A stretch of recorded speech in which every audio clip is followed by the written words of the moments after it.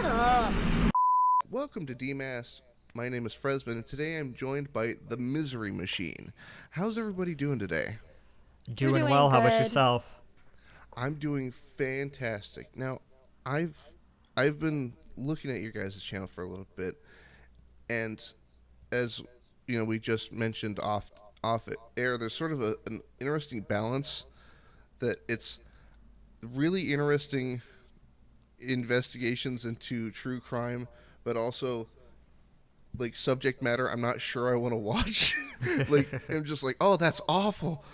I gotta know, you know. You're not the first person to say that. There's a lot of people, especially people who I know in my real life, who say, I really support what you do. I'm really happy that you have gotten this type of following that you have. I just can't watch your content. Like, I just can't know about this. And I was like, I completely understand that. I completely respect that. Well, it was oh God, like I have another sheet in front of me, so I can't see your channel at this exact moment. But I remember being recommended your channel and then going like, yeah, I'll check it out. And then the minute I open it, it's like baby found an oven. I'm like, oh, okay. Oh. Yeah, that's around the time we started to take off. During that time, we were operating mostly off of listener requests, and then the listener requests are like backlogged 2 years prior. So that's why we closed listener requests for the period of time. But that was a listener request, was baby put in a microwave. And what I found after looking into it is that the case I was recommended, and I don't remember which one it was, and the sad reason for that is because there were several cases of parents putting their babies in a microwave. And so we ended up doing a video just on those cases, and I couldn't believe it. Like, we have a local case around here where a man who thought that his stepdaughter was a devil baked his daughter in the oven. So that is the only thing I heard close to that. And I was pretty surprised to find out that this had happened multiple times in America between ovens and microwaves.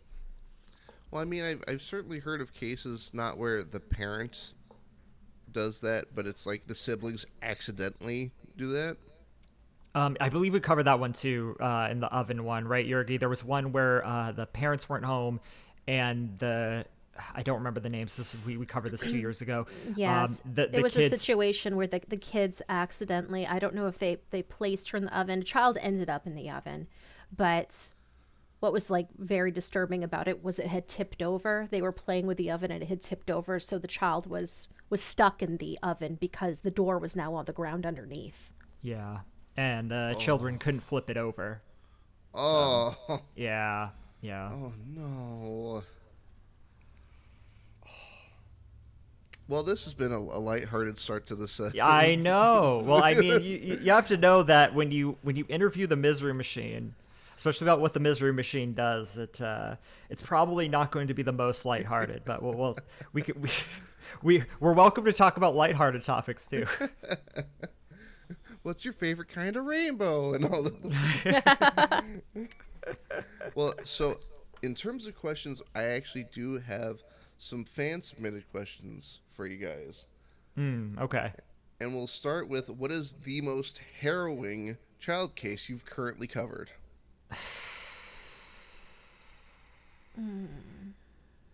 Morabane Carson, probably. Yeah. That one's up there just because, like, we covered that case, and after that we had to like gut check ourselves, like, can we still handle covering child cases? It was that bad, and we tried to pivot the channel afterwards to covering a mix of child cases and adult cases, and the audience backlash was very extreme and very angry. So we shelved that case for a month after we recorded it, and people just kept asking for release the case that made you quit, release the case that made you quit. And so then we finally released at the end of it, because even though it was very disgusting and very just evil,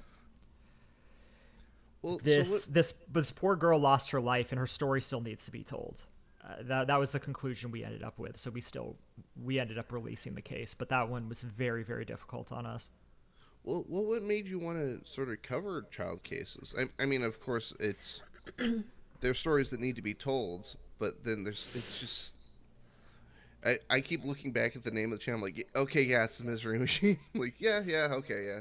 Well, we never intended it Yeah, to go I this could way. I could kind of cover that.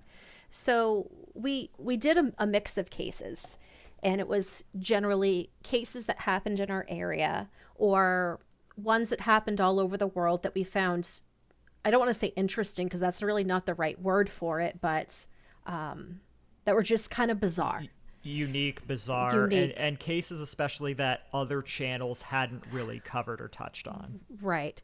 So it was one summer 2 years ago. We were getting ready to move, and I didn't have time to write a case because I'm the only writer and the only researcher for this entire channel. So I went and opened up our local paper to see, what was going on. Could I do something that was local? In that particular month, I believe it was May 2020 or May 2021, a whole bunch of parents had killed their kids in the state of Maine. We live in Maine, and it was all just very ridiculous things. So I made a video, what's going on in Maine? Why are Maine parents killing their kids? And that was one of the first videos that kind of took off. So while we were going to the process of moving, we had purchased a home and were painting, and it was quite hectic. I just went on kind of a tangent of doing cases like this, looking state to state of what's going on. So the next one that we did that was kind of akin to that was, why are Ohio parents killing their kids? And there were some pretty major cases that were happening at that point. And that's kind of where it went from. We started going state to state, and then our channel grew, and then listeners started submitting suggestions, and then we got the giant backlog of child cases. That's really how it happened. Yeah, like we obviously when we started getting these recommendations for child cases, I was like, well, other channels aren't really covering these cases, and their stories deserve to be told too. And the one thing that we ended up seeing is that usually when a child ends up dying, there's very little information on it. Right. The news has one paragraph on it, and then that's it. So in the beginning, we were like, well, this makes sense, and this is what people are asking for. And that was 90 to 95% of our case requests. So I was just like, okay, well, this is clearly something that other channels aren't doing, and so maybe we can fill this gap and honor these lives as well. And it just became that's all that was requested. So we just kept doing that. And then maybe a year after the fact, we kind of look back and being like, we can't really stop covering these, can we, if we take a break? And whenever we would try to take a break, the response was pretty negative. Right. Kind of shocking. Or really. people just really wouldn't watch. Like, there were some really cases that were important to us that we wanted to cover, because I don't know if this is a question that's going to get asked, but I'll just kind of get to it. We started this channel because we worked at a place where 2 murders happened. And we wanted to talk about that, not only because it was just very strange that somebody would be working at a place where murders happened, but kind of as a way for closure, because in one of the cases in particular that we covered really, really, far in depth, the person that was involved worked with me directly, and we really just needed to get all the information out because nobody else had covered it, and our local paper was very open and shut about it. Nobody around here wants to talk about it, and we're like, wow, we're the only 2 people that have any sort of platform that might be able to tell this story. And that was probably one of the most, I hate to use this term, rewarding cases that we've done. Um, I'm really happy that we got to get it out there. And like between Yurgi and I, we know 10 murderers. I think it's 10 now. Yeah, Because it's really like obscene for as small of a place that we live that you would have something like that. yeah, so we were trying to mix in cases from around here, cases that weren't covered from small towns. Like that stuff means a lot to me. Like these cases that fall through the cracks that nobody wants to talk about. Like I don't want to have to do like the Ted Bundys like 100 times. I want to tell the cases that nobody's doing. And so hearing what happened to kids, I was like, okay, well this kind of falls into our what's the word I'm looking for? Our overall goal of having this channel. It just kind of got to the point where it's like, okay, we did a couple kid cases. Now we're going to do a case from around here, and nobody was really interested, or people would be upset. They're like, oh no, you need to spend more time speaking for these poor kids that don't have voices. I'm like, well, there's a lot of people that don't have voices anymore now because they're murdered and nobody wants to tell their story. But I guess when it comes to kids, there's obviously a bigger and more serious weight that people put on it, and for good reason. But it's kind of put us in this situation that we're currently in. Well, so what was the moment that you kind of, the both of you were like, we should make a channel, like why you should build the misery machine? Like starting it, or like what was the moment that sort of kicked off the idea, or like where did you guys meet prior to this? Oh, okay. Well, so we met at that call center where 2 murders happened. This was, we met in 2007. The murders took place between, what I want to say, like 2008, 2009. Yurgi? Yeah, so it was around then, and then the last one was 2010. Yep. That's right. So we just met there. We were friends. We worked on similar campaigns. And we just always stayed in touch and reconnected in 2019. Yurgi was already guesting on a local podcast that is now defunct here. And this is something that I had been wanting to do for a while. We both have had interests in true crime back before it was cool. I don't say that to be a hipster, but if you've been listening to true crime or consuming true crime for a long time, you know that liking true crime was not something people looked favorably upon. The story I always told is when I did my senior capstone presentation on Peter Curtin, the Dusseldorf vampire, I had somebody in the middle of a 20-person class ask me if I was going to shoot the school up. Like there's this kind of thing that weirdos are into. Whereas now, you look at our demographics, it's mostly older women. We have a lot of mothers and grandmothers listening to us. It's not looked at as this thing that like, oh, these like satanic edgelords are listening to them. These weirdos, these wannabe killers are listening to them. It's more mainstream now. So we've had that interest for a long time. And so between my want to start a true crime channel and Yurgi's experience with it, we just like, hey, why don't we just do this and see what happens? And that was 4 years ago this July. Well, I had I had a thought as you were explaining the demographics of it being older women. As I look at my own photo on Discord, I'm like, well, at least one masked man is watching it too.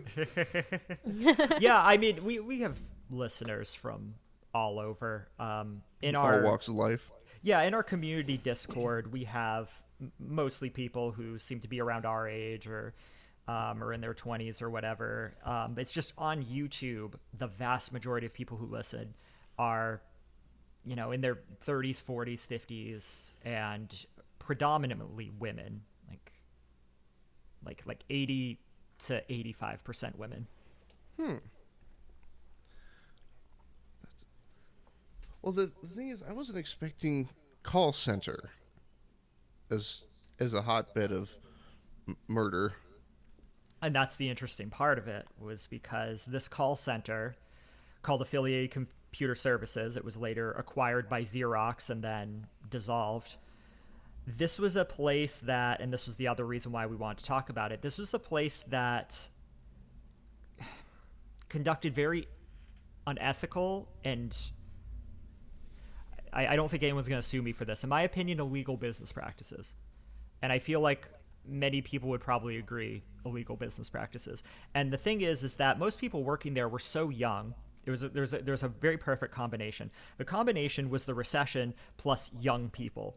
So at the time, our home city of Lewiston, there were not many places where they would hire you off the street at the time. Like, you couldn't even get a job in fast food. It was that hard. Like, no places were hiring. However, there was this place called ACS that would hire you off the street and was always hiring. And they paid $9 an hour, which was huge money at the time for our area. It was. And so there was just nowhere else you could go. So you went there and you put up with it, and you were young. And like me being in my early 20s, like I think I started working there, like, I was 19. Yeah, I was 19 when I started working there. I just assumed this is how the world works. And it wasn't until people started dying, they were just like, this something's not right about this. And then as I got older and expanded, my career opportunities and worked in different fields, that I look back on this and be like, wow, this is really messed up. And a lot of people were just victim to this, and to the point where it fostered 2 murders. And nothing really, and we go into this in our Christiana Fesmeyer episode, but the call center and even the local police didn't really care too much. Even the local police said, well, if somebody wants to kill you, they'll kill you, and there's no like increased presence. There was no increased police presence. I mean, I was already used to seeing people deal drugs on the floor or come in like, whacked out or drunk or whatever. But when people died, that was different. It was a lot different. Well, see, that there is one of the reasons I stopped working at Amazon. Oh, okay. So I lived in Seattle for 13 months, Fremont specifically, and I talked to people that worked at Amazon there. I don't know if you're from the Pacific Northwest or not, or if this was in another Amazon facility. But it's weird that you bring that up. I am actually in Oregon. You are? Okay. Yeah. Can I ask what part? Portland. Portland. Oh, okay. nice. Yeah. No, I visited Portland once, and it was funny. I moved up to Seattle to pursue being a musician professionally, and the type of music I wanted to play, I had more than one person tell me, well, you should have moved to Portland if you wanted to play weird stuff like that. And I was just like, okay. And then I went to Portland and I saw some shows there and I saw the scene there. I was like, okay, they were right.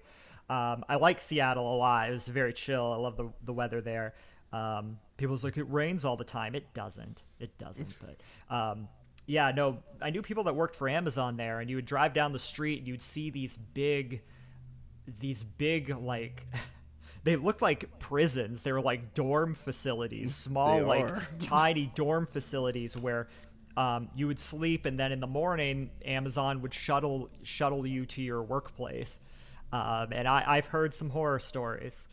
And I've seen all the stuff that Amazon tries to roll out as testers in their facility. Like, was it Amazon Fresh? Like, I saw that in Seattle before they rolled it out, or the lockers, the pickup lockers and stuff like that. And then they have bike messengers there and stuff. It was wild. It was wild.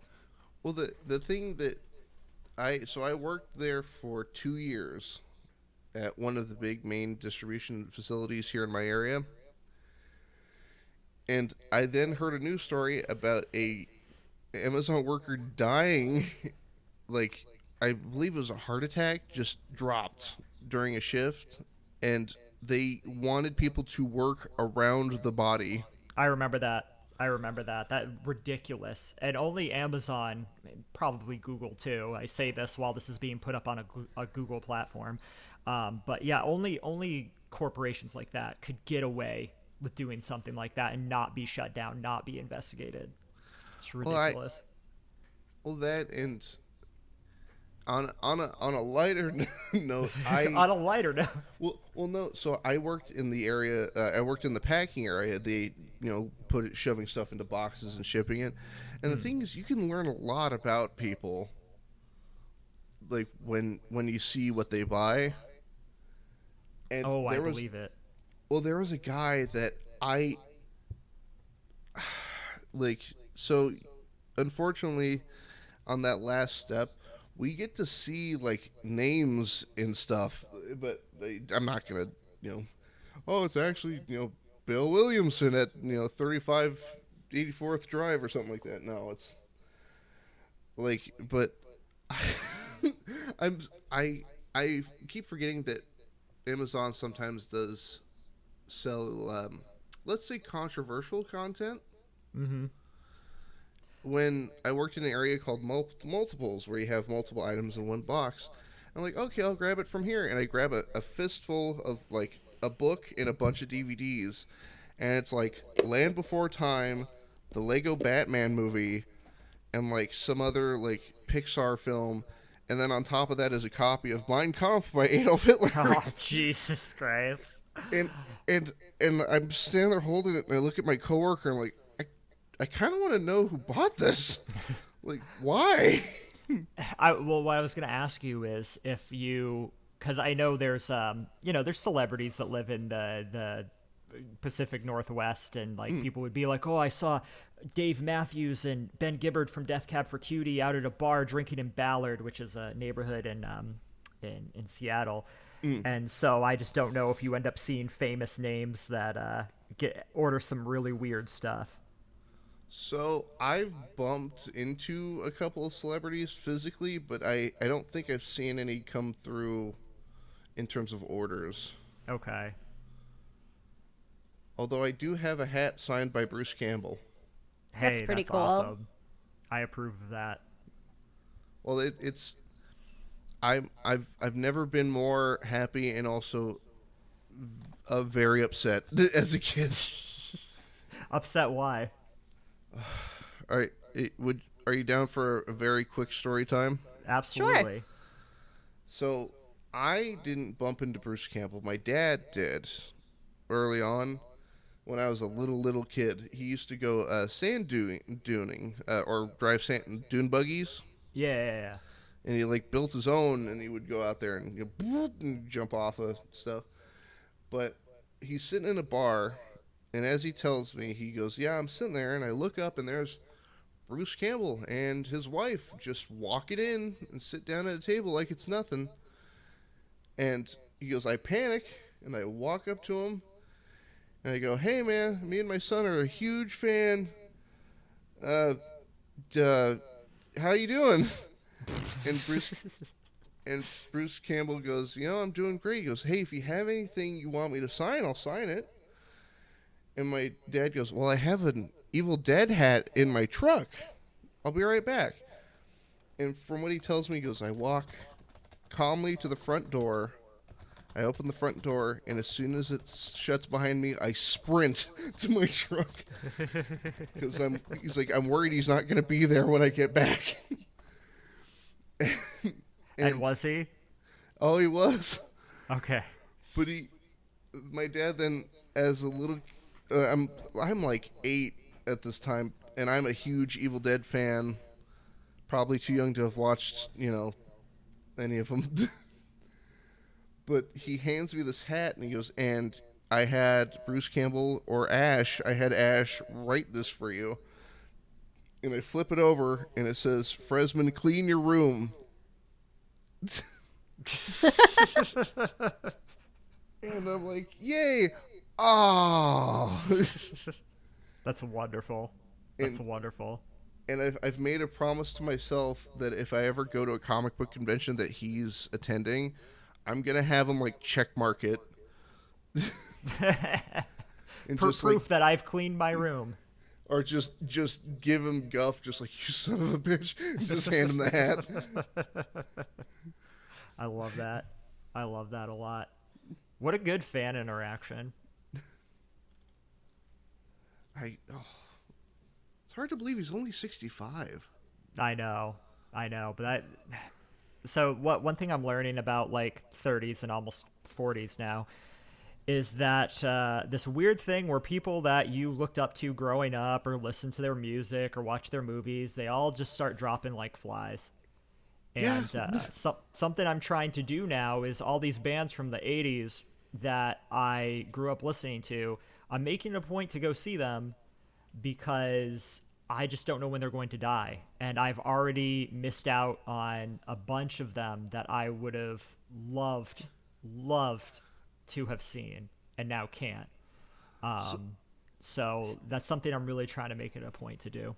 Yeah, that's all we really do for free time stuff is go to concerts. Yeah, we work our asses off, and then we will go to like a random concert, and it might set us back a little bit, but it's fine because it gets us out of the house. well,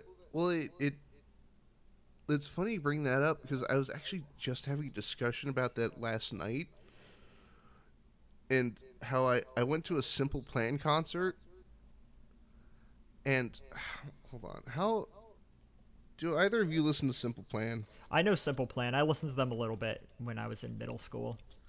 So I've got like a passing like interaction with them, but I was invited to go, and I want to see how old this fella is. Just, oh man, oh, okay, not as far along as I thought, but I'm standing in the Crystal Ballroom watching Simple Plan, and they're singing that, I'm just a kid, my life is a nightmare. Yeah. But in the back of my head, I'm like, I can see gray hairs on your temple, right? I know, right? Right. You see like live sets of like Blink 182 and stuff like that, or one that I listened to like when I was more in my pop punk phase in middle school. I listened to quite a bit of Newfound Glory, and you know those people are as old as my dad is right now, or close to it, and singing about stuff that doesn't really resonate anymore as somebody who's almost 40. So singing about high school and yeah, I know, right? It's a little different. It's weird. It's weird. I still like. I don't fault anyone for wanting to go see a band from that from back then and trying to relive those moments. I think that's like perfectly fine. But yeah, hold on. I'm looking to see how 44. The lead singer of Simple Plan is 44 years old. yep. He's not that much older than me. Wow, it's weird. It's weird. It's not that old. 4 years makes a difference. Yeah, I mean, it's old when you think about what they're singing about. And again, I'm not knocking it.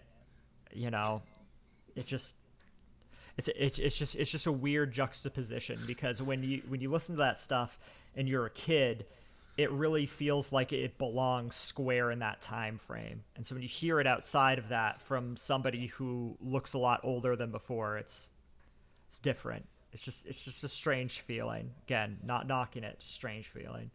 Well, with like Bruce Campbell, I had sort of the opposite of like I thought he was way older. I thought he was in like his mid-70s, but it's like happy birthday to Bruce Campbell turning 65. I'm like, really? It just shows you. It makes me feel like kind of a failure in ways, because it's like, man, these people got their lives like in order when they were young. They were making it happen young. Oh God! So I had that happen with one of my more recent interviews. Great guy, great interview, but I've never felt more like I need to hurry up. I mean, I remember in my mid to late 20s, I felt like the door was closing, because everybody that was like getting there in music and all that, they were young, and I was like, okay, well, if I hit my 30s, like this is over for me. But the interesting thing I've noticed as I've gotten older is that there's now more and more people in their 30s and 40s that are succeeding in either being content creators or in some sort of creative space.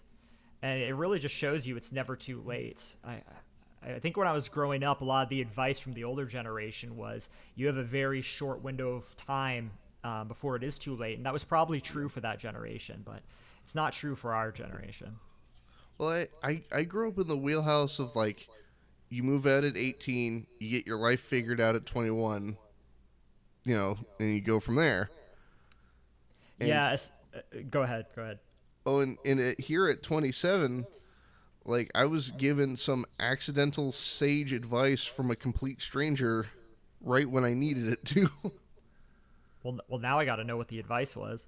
It was just it was I was in the middle of working retail right out of high school, and my who I was with at the time had high expectations of like, oh, we should save for a house and a car, but I'm like pushing carts and making like $9 an hour, you know, Yeah. and I'm stressing out beyond stressing out. I'm like, I don't know what to do. I don't have anything figured out, and this guy I was helping load stuff into his car just happened to see the look on my face and asked me what was wrong, and I accidentally just let all of it out at him. And he interrupts me and he just goes, "You don't have to have it all figured out. Nobody has it figured out. Just do what you can with what you got." And I'm like, "Oh, huh." It's important advice. The one thing that I wish, because the one thing that I defined my like teens and my early 20s is I was somebody with a lot of questions and nobody had answers for me. And Mm-hmm. now at this stage of my life, I was like, wow, a lot of these answers were more simple than I thought. And the thing that I feel a little cheated about is the fact that I feel that a lot of people could have answered that for me. Um, so I'm just trying to figure out, okay, is this a problem with an older generation? Is this a problem with people around here? Because in a small town like we're from, there is this immense pressure to, like you said, you got to figure your life out by 21. Because if you don't get married and start a family, you're never going to start a family because everybody else is paired off with each other. Now, who are you going to meet? Like, because everybody else has already like found theirs. Um, and so that was really instilled upon us growing up. It was really instilled upon us to have good jobs and to provide and all of that. I know times have changed, but I just feel like a lot of the things that I was struggling with, if somebody just took a step back and if you were even like in your late 30s, you probably could have told me like, hey, like this isn't so bad, you can do this, you can do that, and it's not going to ruin your life. And I think my life would have been a lot different at that point. Again, not Yeah. saying I'm not ungrateful. I'm happy that I'm doing this now, and I'm doing this from a place where I have a lot more maturity than I did then. So Mm-hmm. that's probably a very good thing. But I there's a lot of progress you can make when you've been working at something for 10 plus years. And I wish I could go back and do that. I would pay any price to do that. I I realize I'm not on camera, but I'm just sitting here nodding, just yeah, yeah. Yeah, it's I know that was actually the first YouTube channel I tried to make was I answered Reddit questions from people in that were teens or in their early 20s who just like needed life advice, and like their parents didn't know what to say to them, and like their friends were stupid, and just like Mm-hmm. so I would make YouTube videos answering that problem the best that I could, or trying to point them in the right direction so that they could, continue to discover it for themselves. Um, because like I knew how it felt for me to not Mm-hmm. have somebody come along and like even point me in the right direction. So that was my original first thing that I wanted to do. Maybe I might do it again someday. I don't know, but um, right now the Misery Machine is obviously operating at a good place, and I feel like we're making some sort of difference and some sort of good in that way. So I really can't complain about that. Hmm. So, question for you: for both of you, what would be the best piece of practical advice you could give somebody in their late 20s? Just asking for a friend. Yeah, absolutely. Yeah, no, of course, for a friend. So I think about where I was in my late 20s, and at that point I felt like I was at the end of my rope, that this was my last shot, and I thought that I would only be able to make money in two places in this world and feel contentment about it. Because working just menial jobs, and I've done a bunch of different things. I've actually graduated from college and I've worked in that field, and still there's this unrest, and it slowly gets louder and louder over a period of time when you don't do what inside of you is asking for. And you might hate that fact that you can't just clock in, clock out of a job and be content with that. And I tried for years to be that person. I wanted to be that person. I was so jealous of all my friends that would go to their stupid job that they didn't like, but once they clocked out, it didn't bother them anymore. I was never that person. Like, I still felt it. And I felt it for the rest of my evening until I had to go the next day. And it just got louder and louder and louder. And it's because I wasn't listening to myself. So if you've identified that you're that type of person, listen to yourself. It's not going to go away, and it only gets worse. The longer you wait, the more it's going to eat you alive. And that existential crisis, you don't want to be around for it when it's too late. You don't want to be around for it. Like, you know, like, I'm sure everybody's heard the whole self-help, do it now. Like, there is some truth to that, but you have to understand, like, why you're doing it. Well, it's also got to be at a different pace. It depends. It depends on what you feel that pace needs to be. Exactly. And also there's other factors too, like, okay, well, I can't quit my job and work full time at being an artist. Of course you can't. Completely understandable. So those limitations are put in place as well. But it's hard. It's very hard. I worked as a professional musician. I worked as a professional poker player. It's hard. It is hard. But during those moments, even the most frustrating points, the unrest, the feeling of not meeting my purpose that I felt working in a menial, like a job that I didn't resonate with, that was gone. And that hurts so much more to be exposed to that. So I will do anything else but have to feel that feeling. So that means something different to anybody. And maybe you don't know what it is that you want to do.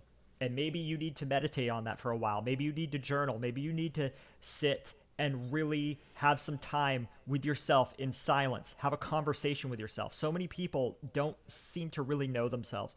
And you can learn who you are by just taking the time to block out all of the noise, all of these distractions, and really sit with yourself.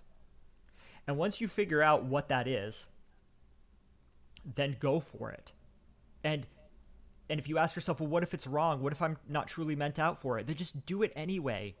Because one of two things will happen. You will realize that it wasn't for you, like I did with being a professional musician. Or you'll find, wow, I was really good at this. Wow, I feel like a whole different person. This is what I've wanted to do all along. And if you're more like me, after going after your two passions and realizing it wasn't for you for different reasons, then maybe you have to just try different things. Podcasting, doing a YouTube channel, that was me just trying it, because why not? If I didn't like it, I'd try something else. But it turns out I really liked it. And now I can't imagine doing anything else at this point. So that would be my biggest piece of advice for somebody in their late 20s. I don't want to be an old man looking back and feeling regret of things that I could have done. And these people that say live with no regrets, they're kind of lying to themselves, because you have regrets. You're just lying to yourself. There are things you regret, and yeah, you might have learned something from them, but there's a part of you that wishes you did it differently. that you made some, and that's okay. That's about being, that's all a part of being human. But the point is to die with as few regrets as possible. And so that is a driving motivation behind my life. And if you feel that not going after what you want will make you feel deep regret later in life, you need to do something now. That's probably my biggest piece of advice. Sorry, that was a little complicated and verbose. Yeah. And Yurgi, do you have any advice you'd give to somebody in their late 20s? Yeah, so it's a little bit interesting, and it's funny that you bring this up, because Drewby and I had a similar conversation about this kind of the other day. So I'm a little bit older. I turned 40 this year, and one thing that I can say is things have really changed from when I was in my late 20s. Like when I was in my late 20s, I was working at that terrible call center. I was in middle management. It was horrible. And my biggest gripe in life at the time was I couldn't get any higher because I really couldn't grasp how to do Excel at a heightened level. Like I wasn't that versed in it. And I thought that was what was holding me back. And I thought my whole purpose, because I hadn't gone to college, was for me to get some sort of middle management job at a company and then try to work my way up. So right out of high school, I worked retail. I worked at a pet store, worked at a couple clothing stores. But from age 20 to age 28, I worked at that terrible call center. And at age 28, in my late 20s, I got laid off because that type of work is very unpredictable. It's done with clients where they outsource the business. So you never know if you're going to have a job because and the client are very replaceable. Right. So from there, I didn't know what to do because the economy was very different back then. And if you lost your job, you could literally be homeless because nobody was hiring. And the call center we worked at, even with me in middle management, they enticed you in with this idea that there was nowhere else to work, and they paid the $9. I mean, I made a little bit more than that, but it was salaried, so really I was losing money with the hours they made me work. But they kept you in a state of poverty, so you couldn't really leave. So when you're thrown out of it, you kind of have to figure it out. So from there, I went to my next job that I was at for 11 years, and I worked at a bank. And I went with the same terrible mindset that I'm going to go to work and just work my way up the ladder. And I guess advice that I'd have for somebody who's in their late 20s now is just don't do that. Things are much different. You don't have to put up with a bunch of crap from your boss. There are options out there. If you don't like something, leave. I wasted almost 20 years of my life in these two jobs that I was just a number, and just don't let yourself be a number. Quit that job. I guess I'm not a very good speaker when it's not scripted, so I apologize. I'm very, very much the Meg White of this show. But yeah, that's what I would say. You have options now. Things are very different. If something's not working out for you, move on. And if you like Drew said, if you want to try something, just go for it. And if you think you're gonna if you really, really want to be invested in something like we did with YouTube, we just didn't stop. People told us to stop. They said what we were doing was terrible. People don't like that we're both talking. That's a complaint we get, but it's our show. We're just going to do what we want. So we just keep doing it. Or, they would say something about how they perceived Drewby to look, or they would make fun of me and call me fat, or whatever the case. Just screw everybody and just do what you want to do and don't stop doing it. I guess that's my advice. And to add on to that, we should be clear, Yurgi and I started this in our mid 30s. Yeah, I was almost 36 when we started. So let that also be. Oh, and the other thing that adds on to this, whatever it is you decide to do, don't tell anyone. only tell people if you know they're going to be encouraging or they'll hold you accountable or if they're pursuing the same thing as you.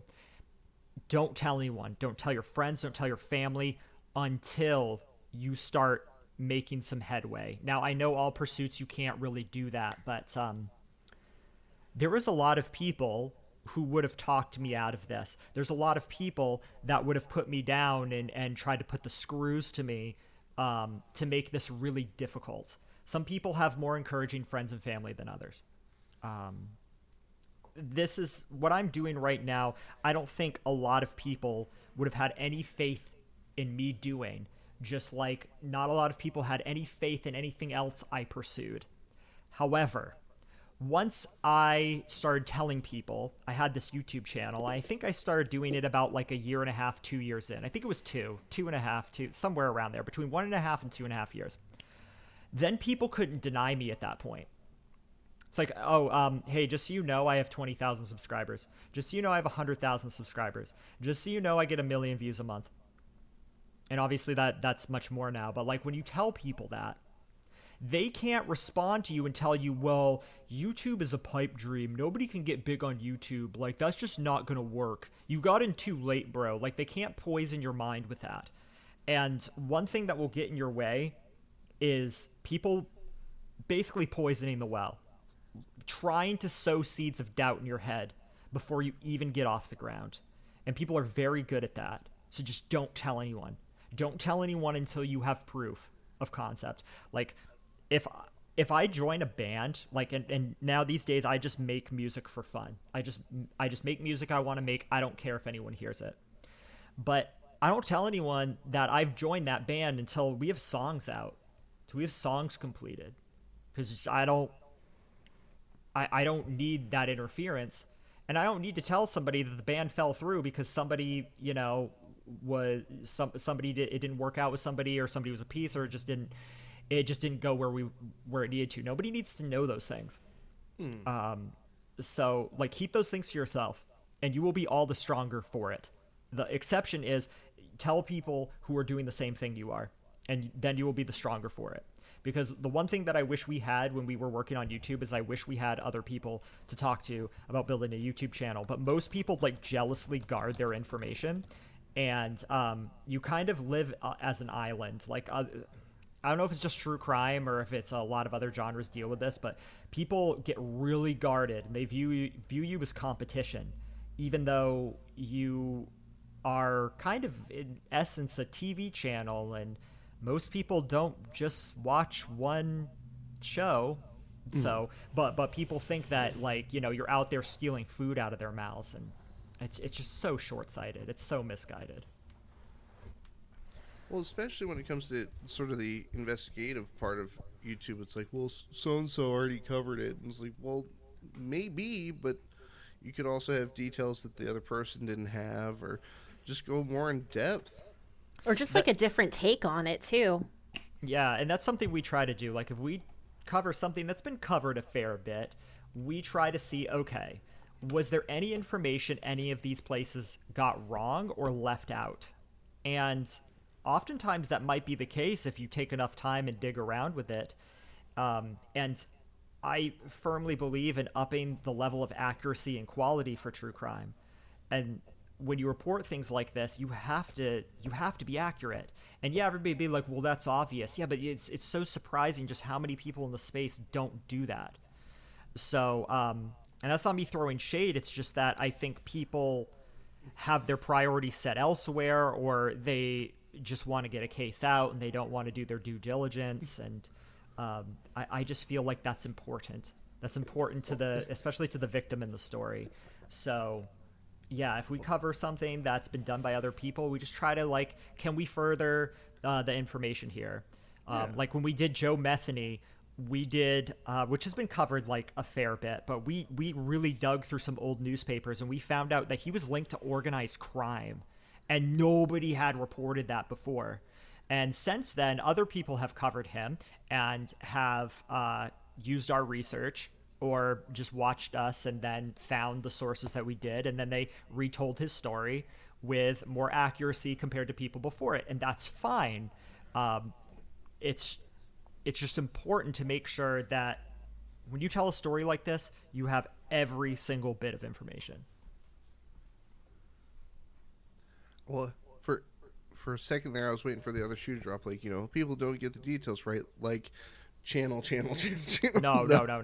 Like, not only do I not want to do that because I want to build more community in the true crime genre, which I feel is like sorely lacking right now.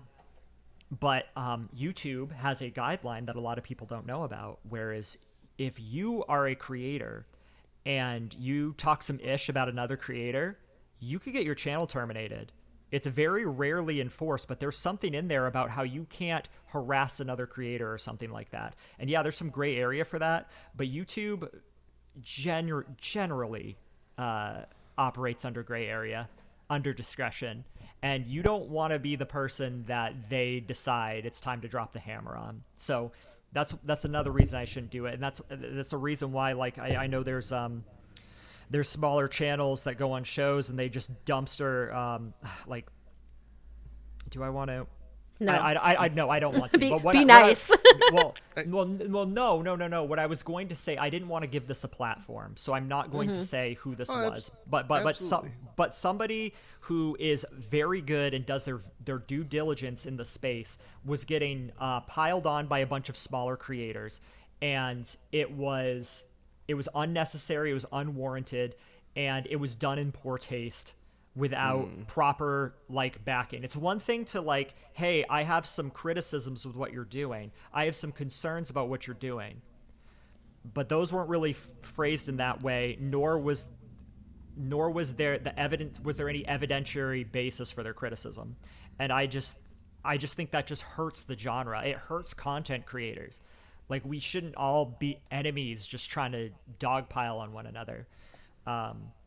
We do have some here. Instead of you said I was going to say creator here, I will say creators who have been great, who we've worked with, who are just wonderful.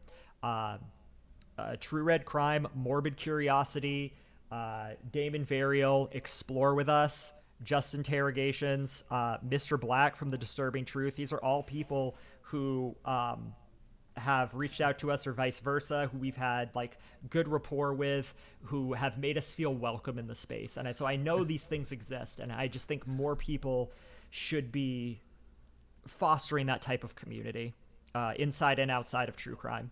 Because, I just think we should be nicer to people in general. I just think it creates a world that, this sounds all hippy-dippy of me, but it creates a world that's more worth, living in. But, exactly. Yeah. Well, that and like that's actually sort of the starting idea that started my show. Was just like, I just want to know why people make the videos that they do. and those reasons can be multifaceted for sure. Like, it's very different. And I think having that inquisitive mind is good, because I just feel like in general people just don't ask why. People don't ask how. People don't ask anything. They just take it at face value. And I think the interesting parts of life come from asking why or how. But before we get too off topic, like, does your friend want us to expand on any of the advice we gave earlier? No, how do I word this?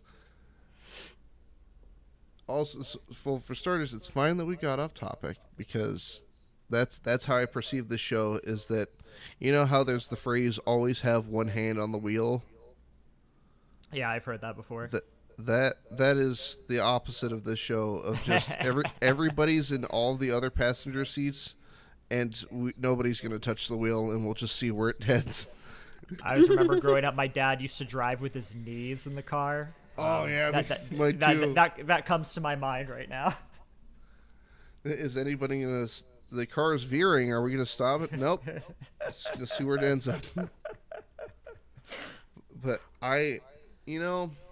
this friend feels, for sake of example, feels that thankfully they're on the other side of a lot of the downward slope of where that advice comes from. The being trapped in your job, that sort of thing. because this friend had a realization, thankfully, very early on that, oh yeah, I can just go get another job. Absolutely. Absolutely. Like I know there's points in life, like for example where we grew up during the recession, you couldn't go get another job. In my dad's era, there was like take this job and shove it, and you'd go across the street and get hired immediately. I feel like we're in that type of environment again, where you can exercise your worth as a worker. Um, and realize that you can do what you really want if you're unhappy or if you feel you're not being treated well at your job. Well, there's I want to say there was a very sudden turning point in terms of applying for jobs. How it went from, you know, hand in your resume and then they'll consider you, but now it's apply online. Yeah, that's true. That was a big turning point for hiring, I feel. When I entered the workforce is right when that change occurred. Mm, okay. Because like your parents are with their old way of thinking is like they're like just make a bunch of copies of your resume, go to a bunch of different places and hand them your resume and tell them I would like to work here, and it'll be that easy. It'll be that easy. But then there's mine where it's like, okay, I printed out my resumes and every person I talked to was, oh no, we do online forms now. Yeah. Yeah, it's like nobody wants to meet you in person. Nobody has the time to meet you in person. Whereas, like, I was also taught, you walk in there, you shake someone's hand, you say you're interested in applying, you hand them their resume personally. Like, just all these things they, they don't apply anymore. I Yeah, well, like I even walked into a place that was had like the help wanted sign out front, Hmm. and I walked in, and then they handed me a paper with the link to the website. Oh my God, are you serious? Yeah, Oh. I'm like, yeah, I could work here, and they're like, cool, just apply here at this link. I'm like, oh, I'm assuming it's just ease of applications. Nobody wants to deal with paper anything anymore. I'm just yeah. conjecturing, but that's my assumption. Well, like, how do I word? I feel, and this is off topic of the job portion, but the latter half, pursuing things you want to pursue. I I sort of have approached my channel personally of like I'm solely doing this for fun, but if I happen to gain any sort of notoriety from it, then so be it. Yeah, and I think that's totally fine. Some people think that oh you should do everything 100%. Well, no, you don't have to. I mean, we personally we made sure that no matter what happened, if we were sick, if someone died, if the sky was falling, we released at least one episode a week to maintain that consistency, to owe ourselves that episode a week, to make it like a week, like a routine, like brushing your teeth. Um, that routine saved us and it kept us sane during COVID. And that was how we approached it. Now, if somebody was asking me, I want to get successful on YouTube, what would I do? That's the first thing I would tell them. But if that's not important to you, then you don't have to do that. I still think that people should try to do the best they can at their hobbies, but you don't want that hobby to turn into something you hate. So it's good you have that perspective on it for sure. Well, I just it's the how do I word it? I wanted to tap into something I do regularly, which is chatting at strangers, Hmm. and I figured I could do that. I could do that with some theatrics and have a new guest every week.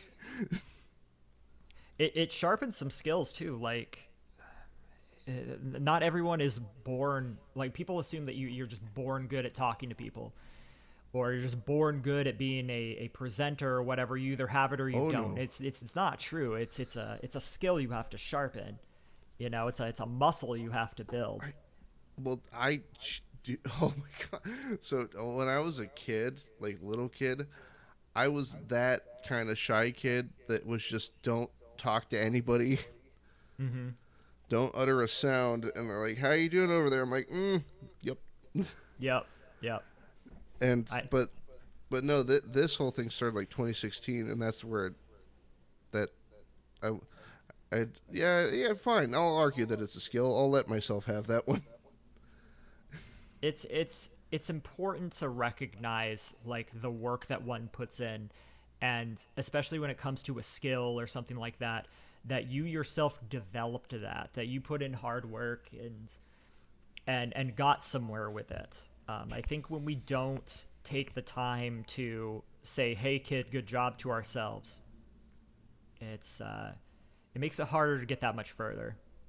And I still say this as somebody who feels like an idiot about most things, but I know I'm good at some things, and I got there through hard work, not natural talent. And the fact that I can do that tells me that I can do just about anything I want to. Uh, I would say at some point, and this is just for sake of making me laugh. I'm waiting for another shoe to drop. Like, no, I just you got to try your hardest and work your hardest. But me, natural talent. I know there's like a badum like thing that I could have thrown in there. Nah, I, I'm not going to stroke my ego that much. I just I was raised.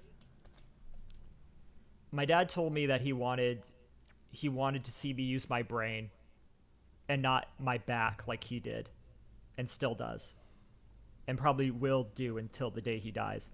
Yeah, that's like a thing with like dads here in Maine. You either you're, first off, you're all basically working manual labor and you're doing it until you die. Like my dad's in his late 60s now and is still building ships and making a game out of how much overtime he can do. Jeez. And like some of these people work so much that they go crazy when they retire because they never explored what they truly want, because their life has just been work, because they thought that's all they could do or that they had to do. So you get to this point and you're just like, okay, well, I guess I'll go back to work. Like for me, if if you told me I had to retire today, great. I have so many projects that I would keep myself busy with. So many. I would find things to do. I'm self directed in that way. A lot of people of our father's generations, they don't know how to do that. And I find that sad because you have a you have a generation of people who just don't know themselves. Well, I what's interesting, you two bringing that up, is what's funny is my dad's actually currently going through that, and I got to see a taste of it because he got stuck at home for 2 weeks due to global issue, Mm-hmm. and he, but the thing is, I get a call from him one day. He goes, I can't go to work, so I redid the brakes on my truck. I fixed the cabinets. Tightened every screw in the house. I'm going crazy. I don't know what to do. He's like, I'm running out of stuff. It's hard because at that age, it's almost as if you can't even. It's almost so hard to get out of this way you've operated for so long. I'm sure some people do it, but it's very, very difficult. Very difficult. Well, And well, thankfully, it seems like he's re-embraced a hobby that he had back when I was a toddler, hmm and it's interesting because he's going about it a different way. It's RC cars, remote controlled cars. oh, that's Oh, awesome. nice. I have a friend that's into that. The ones where you like go off jumps and stuff. Yeah. Does he race them or anything like that? So he used to race them. He used to make ones that like damn near take your head off. If you got hit by him. Oh, that's awesome. But he recently purchased. It was very unexpected because I walked into like his garage, and I'm like, oh, there's his old RC stuff in there in the corner. I'm like, is that a tank from World War II? And so he has a bunch of old like vehicles from that era. He has like an old Jeep and a tank that shoots BBs. That's incredibly heartwarming to me. You know, to hear that somebody later in life was able to, like, you know what, I like doing this, or I used to do this, I'm going to do that again. Like, I love hearing about stuff like that. Well, it's how do I feel? So my dad this last year turned 50, and I think there's been this change because how how do I word it? My family don't like talking about themselves. Mm. Not due to any sort of nefarious detail. I say as a masked man on the internet, uh, but like it's just not great conversationalists, that sort of thing. Yeah, yeah. Or there's like humility, like that. A lot of people around here are working class, and Yeah, the thing that I always think about is like musicians around here, especially the older ones, be like, "Hey, are you good at guitar?" And they would be like, "I'm okay," and yeah. they would just shred your face off. But you know, they don't look at themselves like that. Well, the problem I had was growing up, and I only realized this unfortunately about a couple months ago. Is I don't know anything about my dad. Mm, I mm. know that he's my dad. Don't know jack else about him. A lot of people, believe it or not, like find themselves in that type of circumstance. Well, well, with the RC car thing, it's what I didn't realize in talking to him. I actually had to have a sit down with him of like, hey, I've got some questions. Nothing bad. It's just, what do you like? Yeah, for sure. But For sure. but but come to find out that he used to actually be like a pool player and did like uh, remote controlled planes along with the RC cars. Okay, that's But yeah, awesome. That's awesome. Being a pool player was something I considered too, but cards cards were more my speed. I was just waiting to hear like easy money.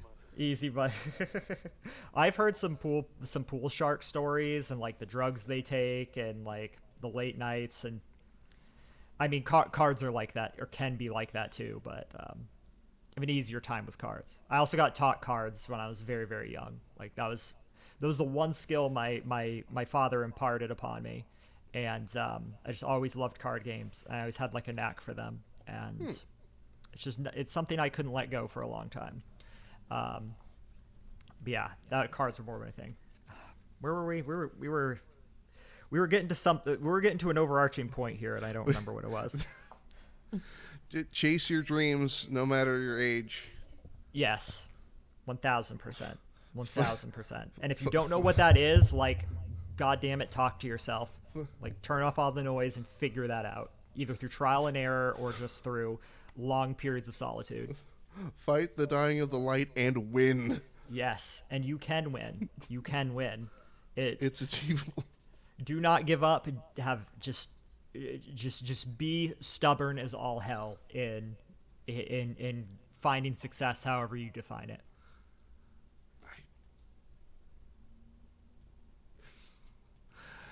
I'm I'm glad that this has taken a very positive upturn. Yeah, you know, you thought you talking to the misery machine, it was going to be this just awfully like negative experience talking about the horrors of the world, but hey, look, So positive reinforcement, just like hopeful things. That well that despite what we cover, like I am a very I really try to see, like, I didn't used to be this type of person, but as I've gotten older, I've really tried to see the good in people more. I really think that there's a lot of positive people can do in the world if they choose to, and it just it sucks living your life with a negative viewpoint. I'm not saying don't be realistic, but uh, dwelling on these shitty things is just it's not worth it for anybody. well so I've actually had a question for you guys that I want both of your opinions on this. Do you visualize the Misery Machine as a either a vague concept or a literal machine?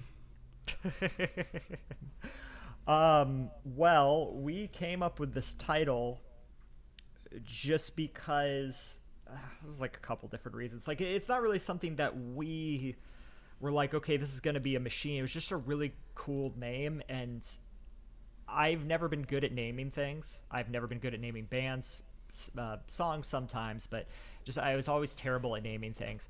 And this wasn't the original name for this. And then one day we were just like, wow, this fits. Especially after like people kept calling us Fred and Velma and things like that. Just like, well, Let's say if you ever reboot the channel, I have a contender name for you. oh yeah, The Sadness Mechanism. the sad. I like it. I like it. That can be the unofficial nickname of the Misery Machine. Like, honestly, we really just needed a name that was kind of like vague, because at the time we weren't just covering true crime. We were doing like social type issues. We were doing just bizarre things.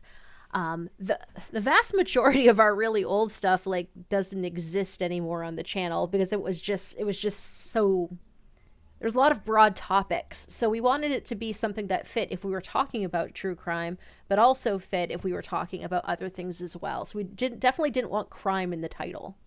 And I don't want to feel forced to do crime forever. I mean, I think that what we do is important, but there may come a time, and this is just a part of being human, that we might not be able to take it anymore. And there are other people in the true crime space who that happened to them, and I need to be cognizant that that could be a reality. And then at that point, we're going to move on to something else. I don't foresee that happening in the near future, but I just want to be cognizant of human limitations. Plus, it's just a catchy name, don't you think? Well, that and, like, for me, it's a striking image because I imagine the. You ever watch Home Alone? Yeah. Yes. I imagine like the face of it's like the furnace from Home Alone. Oh, I got you. like, I've never thought of it like that before. I'm not sure I can unsee it now. Well, just like maybe I should listen to some true crime today, Kevin. Oh, Oh my god, I'm pulling up a picture of this right now. Home Alone furnace. I've not seen this movie since I was a little kid. Oh my How god. I always think about it, like, do you know the like kind of, it's not like a commercial, but it's like a branding thing for like the Saw films, whatever it is, Twisted Pictures or whatever, I'm not sure, but it's like some weird machine with barbed wire and nonsense. That's what always comes to my mind when I think about it. oh, like the Lionsgate logo where it's all like the cogs turning and whatnot. Yeah, that's what it is. That's what it is. Huh. I just like the name. I never really thought visuals, you know what I mean? But yeah, I hope that answers the question about the name, just because. Which by the way, you didn't go into. You said you heard. It was interesting how you heard of us, and then you were about to tell it, and then we got sidetracked. Well, I had actually heard of you guys through my girlfriend, because we we watch very different things, but they very much enjoy true crime and sort of exploratory content, whether it be horror, true crime, or just regular sort of documentarian type spiel. But we were talking about channels that I should look into, because I sort of, not only in the people I interview, but in the content I watch, sort of kind of shoehorn myself into a small circle. And I'm like, I need to like kick open the doors and see what's out there. And then in seeing, just the phrase "the Misery Machine," it's like, oh, there's gonna be some good shit on there. Like, there's something's back there. I want to see what's behind the curtain. So I guess how was it the oven cases? That's when you first heard of us? That was, I think, the first thing I saw when I opened I hit the link for the channel. Okay. Yeah, see, because most people don't find the channel first. They find one of our videos first, and then they realize, oh, this is the name of their channel. This is what they do. Well, It's very rarely the other way around. well, at the very very start, I had seen some of your thumbnails just on their YouTube on the Mm-hmm. TV. And I'm like, oh, man kills entire family with hacksaw. I'm like, well, all right, that's a and then to see, how do I word it? Something that deeply horrifying as baby in oven covered on on a YouTube channel is fascinating. Yeah, no, for sure, for sure. Yeah, I can understand that. And like I've sort of I, I like to go down the like rabbit holes of information, but I fear that like my slow descent will soon end up in a free fall. Yeah, and that's a reasonable thing too. Like people over a period of time might say, hey, I support what you do. I just can't watch this stuff anymore. And I completely like they have my blessing. Like you got to do what's best for you. And some people can watch this indefinitely and some people cannot. And it's there's nothing wrong about either approach to it. And that is something you have to check in with yourself. If watching true crime, especially specific types of true crime, do something to you more than the others. Now, some people can put a really good wall up and can separate themselves, but other people not so much. And realizing the type of person you are, that's important. Well, I think, how do I word it? Part of being a well-rounded human being is willingly exposing yourself to something terrible. Not going out and doing something terrible, but learning about something terrible. For sure. No, I think that being willing to not turn away from things that are going on, I think more people need to understand just what goes on in the world. Like, even I didn't realize just how often kids were getting murdered in some of these ways, and it just barely getting any coverage. Like that's probably the example I throw around the most is that It's because people don't want to know that it's happening, and that's the problem. Like, one of the biggest criticisms we get a lot are people wanting to cancel us because of what we're covering. And I think that really doesn't do anybody any favors. It doesn't help to pretend that the killing of children or the elderly or disabled people or animals doesn't exist because it makes you uncomfortable. You're not supposed to be comfortable. This isn't entertainment. And that's just me interjecting things. Continue. I think that's completely and utterly accurate. These people who say that, well, I like true crime, I enjoy true crime, I think true crime is ethical, but if you're covering children, that's unethical and you shouldn't cover that. It's like, okay, well, why is it that covering a case of an adult and telling their story is ethical, but this child should just fade into obscurity? Or trying to figure out the problems that are leading to these children being killed. And let me tell you, a lot of our episodes follow a similar rubric. Mm-hmm. I grew up under stranger danger and satanic panic and things like that. The idea the blue van was going to come get you. The idea that people were just hanging around at supermarkets just waiting for an opportunity to snatch a kid. Do you know who is the most likely to kill a child? It's their parents. Or just a direct family member at that point. Yeah, the direct family member as well, but most of the time, parents. And most of the time, there is somebody who knows that that's probably about to happen. And a lot of those times, the person who knows is in some sort of branch of social services or is in law enforcement, has gotten reports. A neighbor, another family member has called trying to get intervention to happen, has offered to take the child, even to just temporarily, for the parent to get a break or for the parent to pursue something to get themselves better, whether it be drug related or mental health related or something. And the parent refuses. Parent would rather them kill their own child than staying in a loving home from a friend or relative or something like that. Mm-hmm. And when people don't realize that those are the problems and that this is like the story most of the time, then how are we going to stop it from happening when it keeps happening over and over and over? Somebody asked me when we were interviewed a couple months back, they said, well, this is, and I have no means to get political here, but what they proposed to me was that this is a problem with right-wing politics, that they don't care about social services and kids like that. And I said, well, I hate to burst your bubble, but it's actually both sides of the aisle. They'll talk a big game about social services. They'll talk a big game about kids. It sounds really good when you're running for re-election, but at the end of the day, they don't want to put in that difficult work, dismantling, fixing up, whatever needs to be done in these programs. They won't do it because it's too much work and it risks them getting reelected.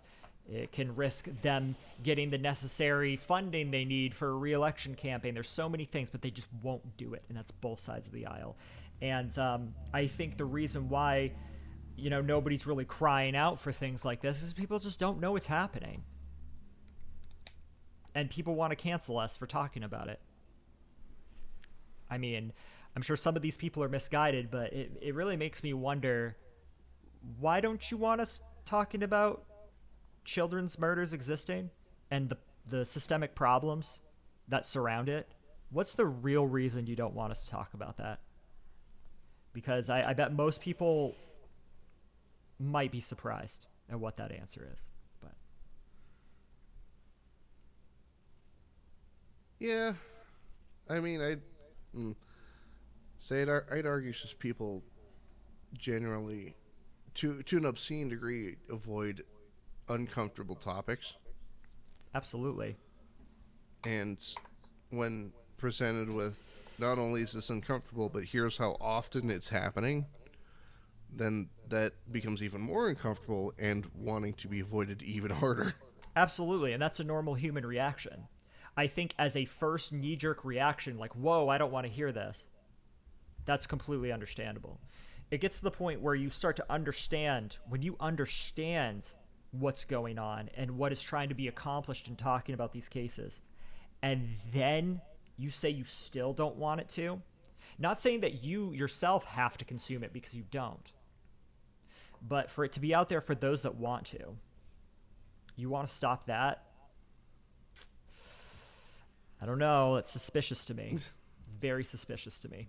Well, like I said before, I feel it's important to sort of make yourself uncomfortable. For sure. And I again, nobody's required to do that.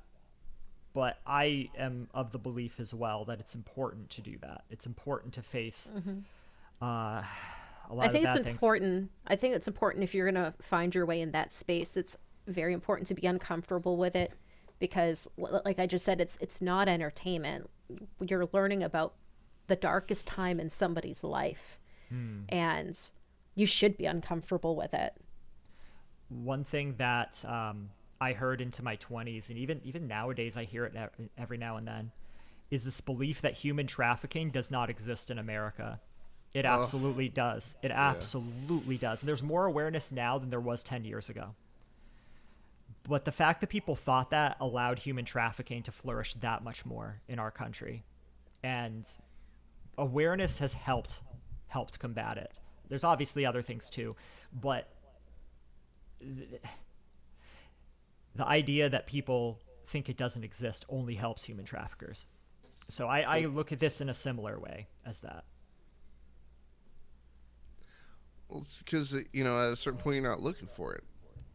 If it doesn't exist, why would you look for it? That sort of thing. Or you have this false belief that our country is so safe that doesn't happen.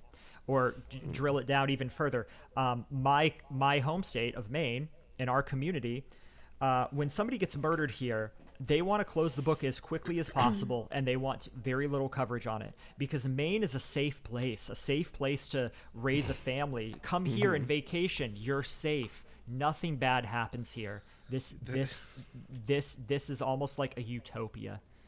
And so when anything happens to challenge that notion, people around here in power and just in the community really try to turn the page on it as quickly as possible.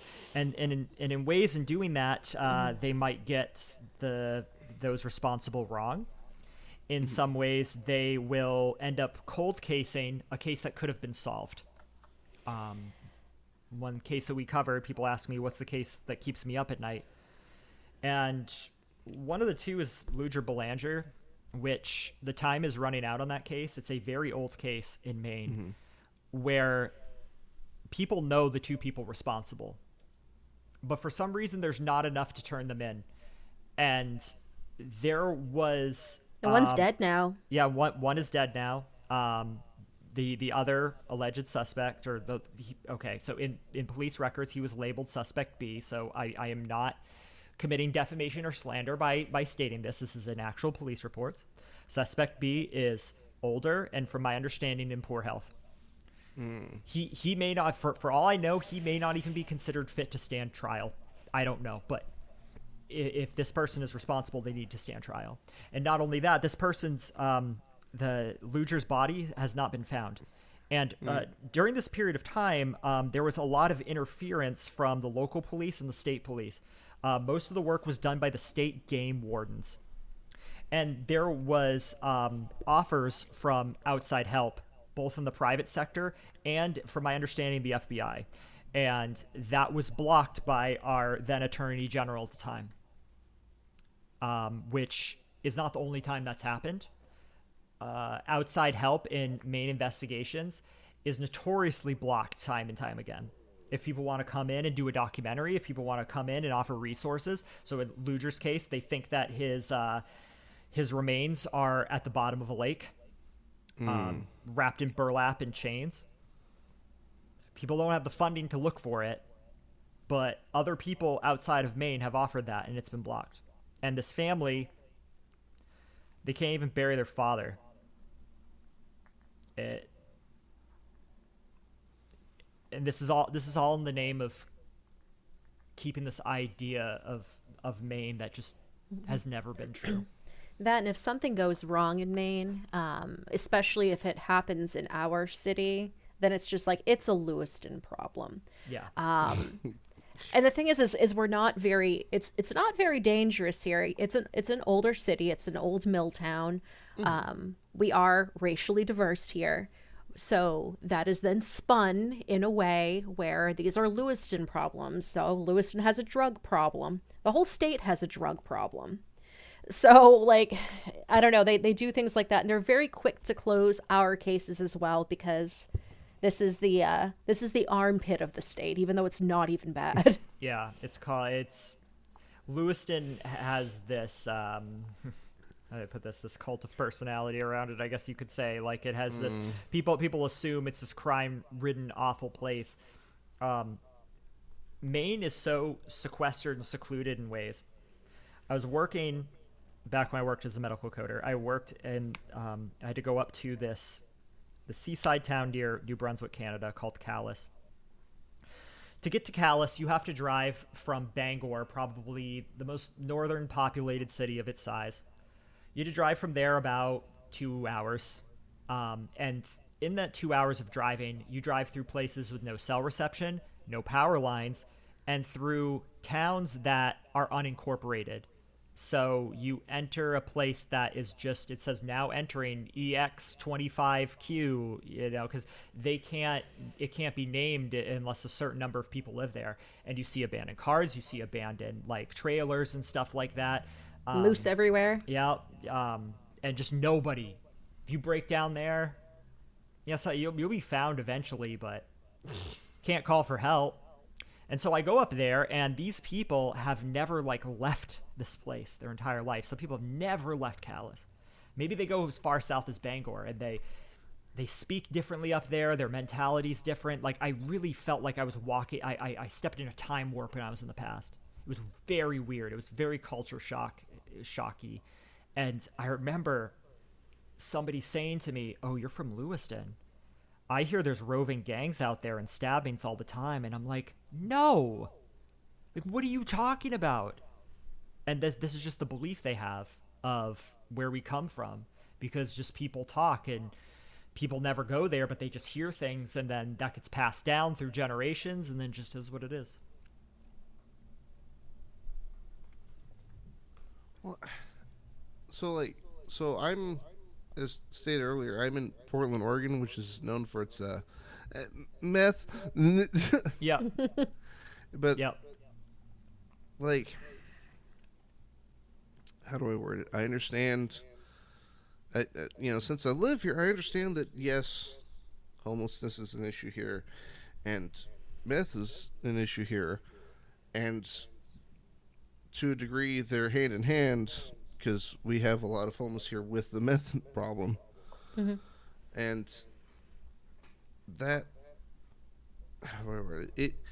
I didn't realize how bad. Like, I knew it had gotten kind of rough. I didn't realize how rough. Yeah. And, Yeah. like, Go ahead.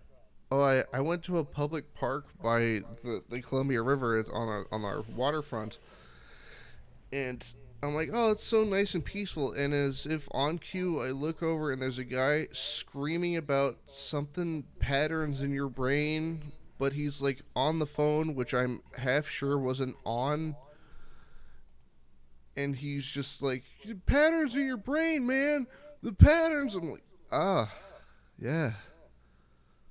Oh, and, yeah. and that creates a narrative about a place. It's all like this, especially probably certain parts of Portland. Like, I mean, I heard, St. John's very dangerous and like stuff like that. But like, I don't know, when I was through Portland, it didn't seem that bad, but just like any big city, there are problems, and those problems show their faces every now and then, or more often, depending on what city it is. Well, like, I mean, dude, one of my first jobs out of high school was, and I kid you not, overnights at a Walmart. Oh yeah, that's a big thing here too. Yep. I've seen things, and it's the majority of people I've run into are harmless. Yeah, a lot are really nice. Like, sorry to like interrupt this. It's just like on my mind, and I will lose it out of my mind. So like, for example, we did a video called "Old Creep Stabs Disabled Mom in Front of Her Kids." Now, we actually went on location for this because it happened in our city. And there is a scene where I'm actually sitting on the steps where she was stabbed in front of this laundromat. And while we were there was a large group of people. I don't know that they were homeless. I do believe they were on lots of drugs. They had out-of-state plates parked in front of a laundromat, so generally means that they're selling in front of the laundromat. But they ended up being really, really harmless. I told them what we were doing. Rest assured, we were not filming them because I think that was a concern. Yeah. But we ended up getting in this like really good conversation with this group of people from, I believe they're from Massachusetts, who I'm sure like a lot of people thought it would be like a dangerous situation, but it definitely was not. Yeah. I mean, you just got to talk to people. And most people in general, like, aren't on the street, like, aren't really looking. Yeah, I mean, obviously there's people that you could get into a situation with, but... Like, one of my favorite channels, and I actually used to watch them quite a bit on the treadmill at the gym, is Soft White Underbelly. Because I don't know if you're familiar with his channel, but he pulls people off of Skid Row and interviews them, and a lot of times helps them out. But it does it in a way where it's informative and letting you know different people's stories, how they got to that place, It follows a lot of people in their progress, if they're getting out of it or where they are now, without being exploitative. And I kind of like that. Mm.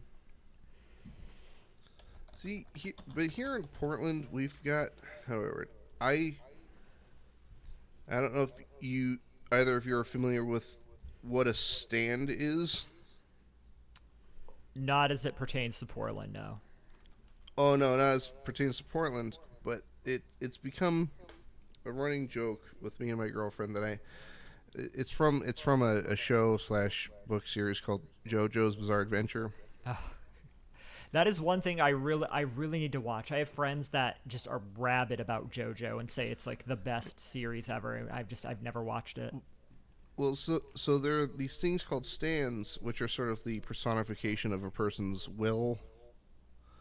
But they have like different abilities. You can do different things. But the running joke with me and my girlfriend is that I have a stand that forces everybody to tell me their deepest, darkest secrets. Because I've had total strangers wander up to me and they're like, I killed my dog once. I'm like, huh, whoa. Yeah, I actually have a stand myself too. I'm the person that's been in the company of all these killers but not gotten killed. Yeah. I'd have to think about what my stand is, but I too have been in a bunch of situations where people just want to tell me their life story and they tell me their deepest, darkest secrets, and I just don't do any I don't do anything to provoke it. It just all comes out. I don't know. Well, so there's a video that unfortunately never got the chance to reach its full potential in creating it. I wanted to make a video about the Burnside skate park in my city. If either of you have played the Tony Hawk's Pro Skater games, the map Burnside is the Burnside skate park from Portland. Okay, that makes sense. And so I made a video about like, hey, I used to play Tony Hawk's Pro Skater. And look at this map, and here's how it relates to my childhood, this, that, and the other thing. But what I wanted to do was physically go there and get footage of people, doing tricks and stuff. And I had coerced a buddy of mine to drive me all the way down there. And this was when the meth issue in Portland had started on an upswing. Mm-hmm. And so we're like, oh, well, it won't be that bad. And as if somebody heard my thoughts, we round the corner like, hey, there's the skate park, and then a dude with no shirt and just screaming at the heavens like God himself has wronged him, and we're like, maybe let's not park here. It's unfortunate.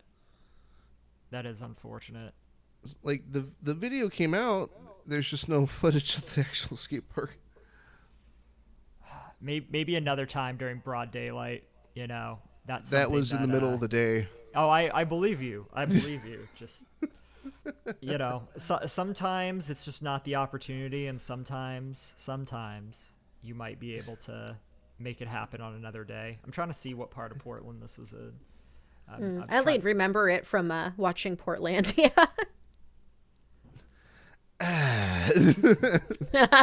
Yeah, what are people in Portland's feelings about Portlandia? I think I personally don't like the show because I feel it ignores the stuff that genuinely occurs in Portland. It's not all quirky, happy, fun time. Mm-hmm. Yeah, for sure. I'd argue that Portland isn't happy, fun, quirky. It's strange and a little creepy, but in like a cool way. Like, I've seen artwork that is beautiful and I never want to see it again. That whole keep Portland weird thing, it really seems to be like weirdness seems to really be a driving factor of Portland. Yeah. At least that was my impression of it. It's beautiful. Just What's really interesting is, and this just clicked in my brain, there was a branch of the sketchy call center in Portland. Like, I have a lot of friends in Portland because of that. Do you know what area of Portland it was in? You probably don't, right? No, I don't know, but all my Portland friends are my friends because they worked there. Yeah, it's just interesting. So Fresman, I gotta ask you, like, I know like the Burnside skate park is near the Burnside Bridge. That's why it's called that. I was also told that around the St. John's Bridge, like that area is just not very safe as well. That was their words, not mine. Is it just a thing around areas or communities near bridges in Portland that happen to be more rough than the rest of it?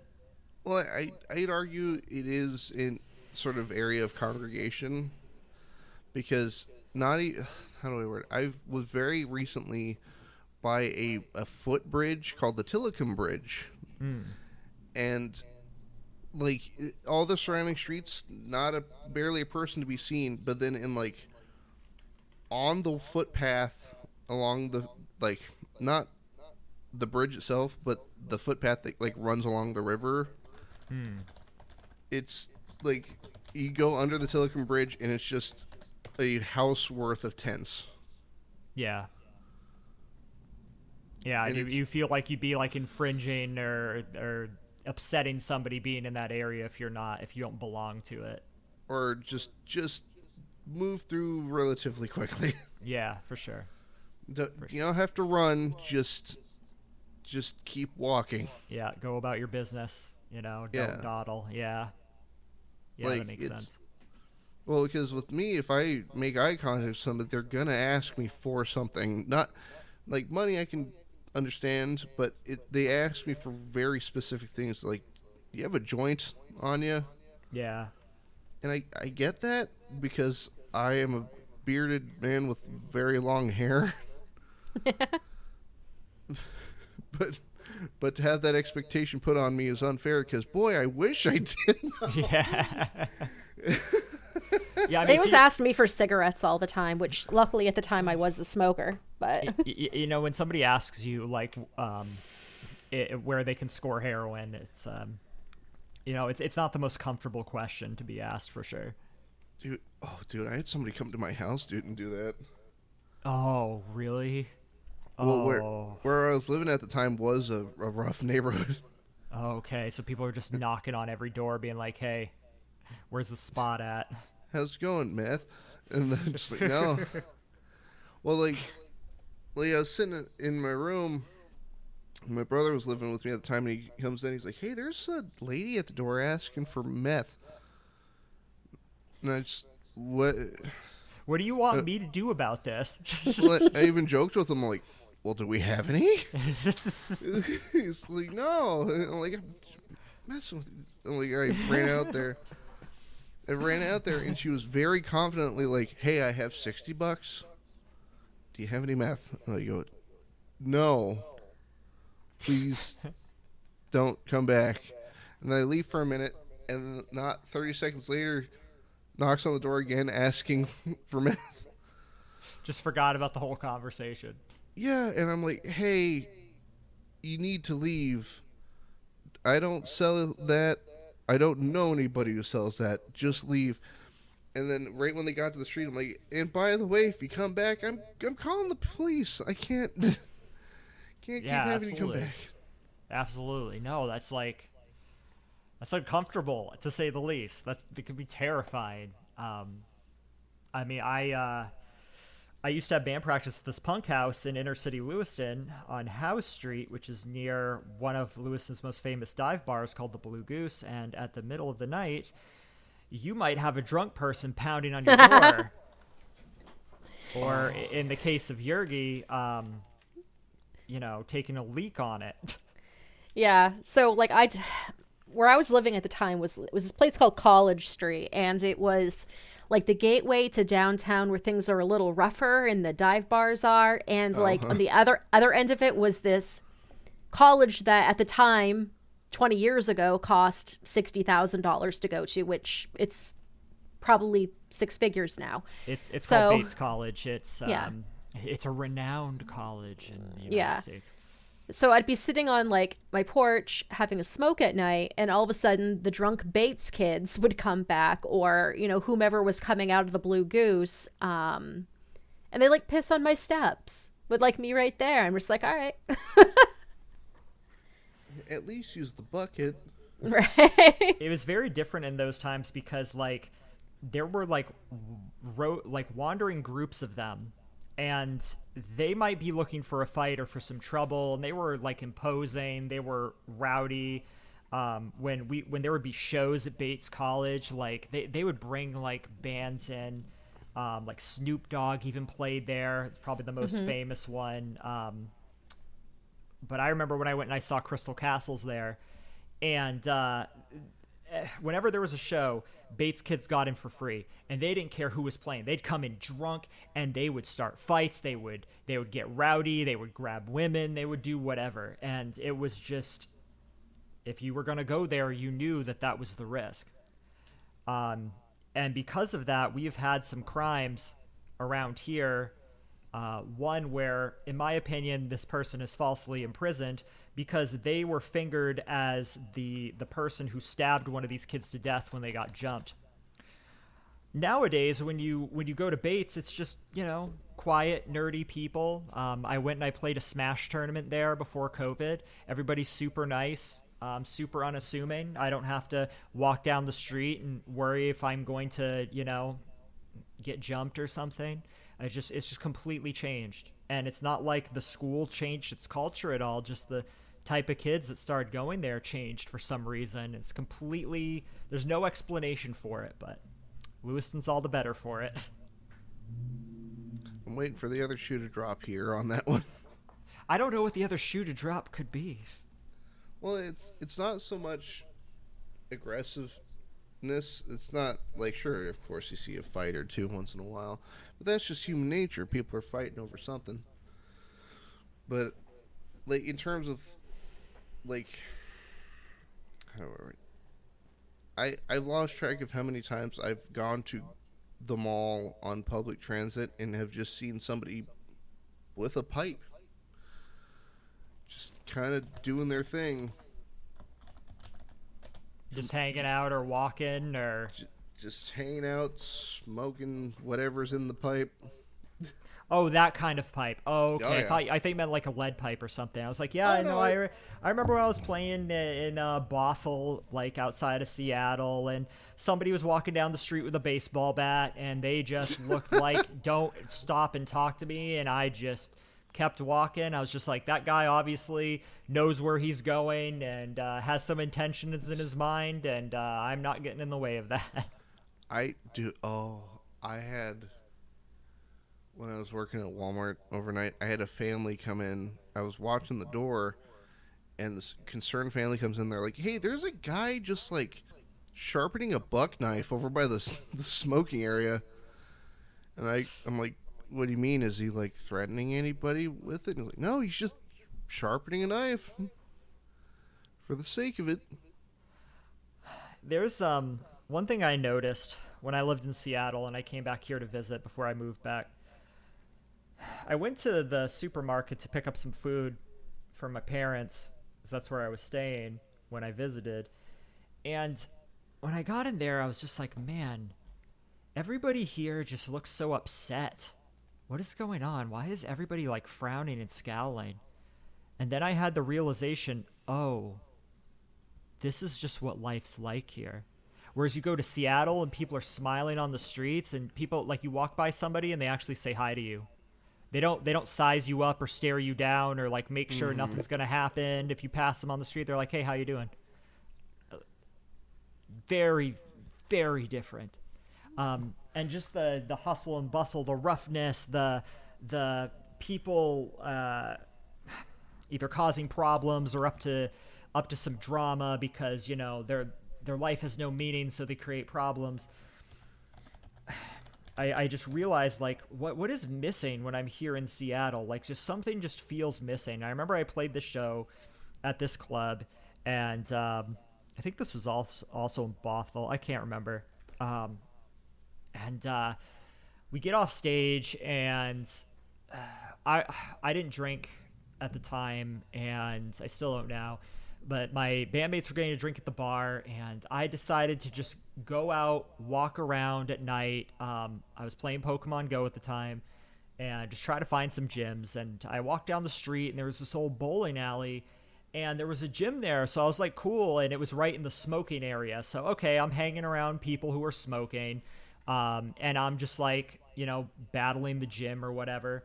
And there's this trailer park across the tree line next to the bowling alley, and somebody starts shouting something along the lines of, and I'll try to keep this as clean as possible. Yeah, you cheated on me, mother effer. Yeah, well, bring him over here. Bring him over here. I'll shoot him too. I'll get the gun right now. And like, all of these people around me were like, oh my God, what do we do? Should we call the cops? Oh, I'm going to call 911. And I'm just like, sigh of relief. Home. This is home. This is what I heard as a teenager and in my early 20s hanging around Lewiston. This is the thing that I was used to, that I couldn't put my finger on, wasn't there anymore. And for those like being like, oh, you didn't call the cops, you just let somebody could have died. No, the cops were called. Don't you fucking worry. Sorry, I probably can't swear because monetization. You can swear as much as you want. You kidding me? Okay. I just I know some people have rules about that, and YouTube, it gets really fucky wucky about things like that. Since I'm allowed to swear I don't now. make any money from this. This is for my own entertainment. But yeah, I don't know why I'm telling the story, but it's just the fact like when you grow up around that for like a period of time, you become used to it, and it just feels so normal to you that when you're outside of that, you just wonder like what feels off here that I can't explain. Well, that's what I had during a trip to Texas. What was it, December last year? It's like I haven't seen a tent for miles. Like, what is this? Where are people living? Nobody's screaming at nobody. And it can take a bit to realize like what the issue is. And this is why I encourage people to travel, and I encourage people to, if you desire to, live outside where you were raised. Just live somewhere that interests you. Do it for 6 months. Do it for a year. Just something like you'll learn a lot about yourself. Or another thing that you can do, if you even like road trips even a little bit, drive across the country. Because America is like a bunch of small countries rolled up into one country, and you'll see a lot of different things, and it's eye-opening, and it's beautiful too. Yeah, world's a very big place, and things are very, very different depending on where you go. I was gonna say, or if you want to experience all of the weather that like Earth has to offer, just come on over to Oregon, because we have like every biome in the state. It was interesting when I was living in Seattle. Winter was just rain. It never snowed once. It was rain all winter, and I was like, well, I would think this place is bound to get snow, and I know they get snow in the mountains and stuff like that, but we never got snow at all. It just rained. And people who think that Seattle rains year round, no, it's just mostly during the winter. And it wasn't bad. It was never like torrential downpours, really. It was just kind of a light mist, and steady, and you just put on like a thick jacket with a hood, you were fine. Then when I moved back, they started getting snow, and like quite a bit of snow. And I guess like the city of Seattle is not really equipped for that too well. They don't really have like what we have around here. Trucks that salt the road, stop ice from forming. So like I grew up knowing how to drive in like pretty awful snow conditions. And then I remember the first rain of the winter hit, and I was driving up the I-5 to go to band practice in Everett, and there was just cars all off the road, and I'm like, what is wrong with you people? Like, you really can't drive in rain, just a little rain? So this last winter, we had a really, and I mean really bad blizzard. And being native to here, you can kind of tell when shit's about to hit the fan. And I was stuck in a class for my job at the time. And they're like, all right, everybody, we're going to go on break. Go ahead and have like your smoke break or whatever you got to do. And I'm like, sure. And I go look outside, and I see really heavy snow falling really fast. And I go, oh, well, maybe it won't stick. And I look down and it's already covered the ground and it's started to cover cars, which means it's definitely cold enough for it to stick. And I'm It's like, oh hell, we need to get out of here. yeah, I know, like a couple inches of snow like can be a big problem for like a place like that. Whereas here in Maine, or even Boston or New York, that 2 inches is nothing. You Well, I know, remember back in the day, like back to the call center thing. Sometimes they would close down the Portland call center if they got a bit of ice, and we'd have to take the volume. And it's like, what are you doing? I don't understand. But yeah, yeah, very, very, very different.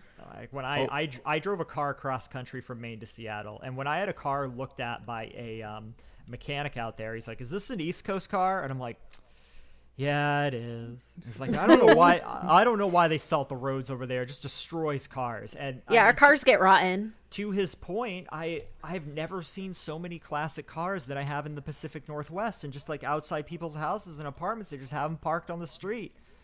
Like these cars that are 30, yeah. 40 years old, and they look great. That doesn't exist here unless you keep it in a garage all the time and take very good care of it and never drive it on the street during the salting season.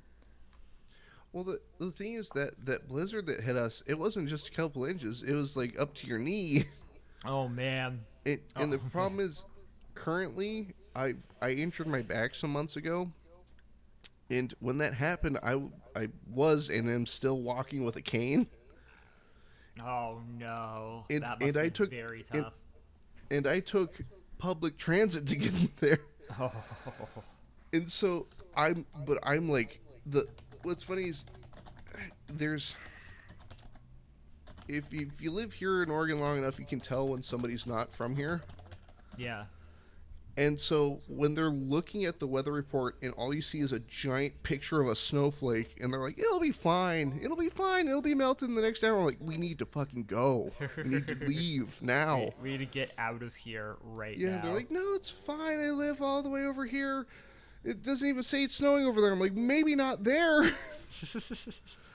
But And it goes to show you that just different parts in America, very different. Very different.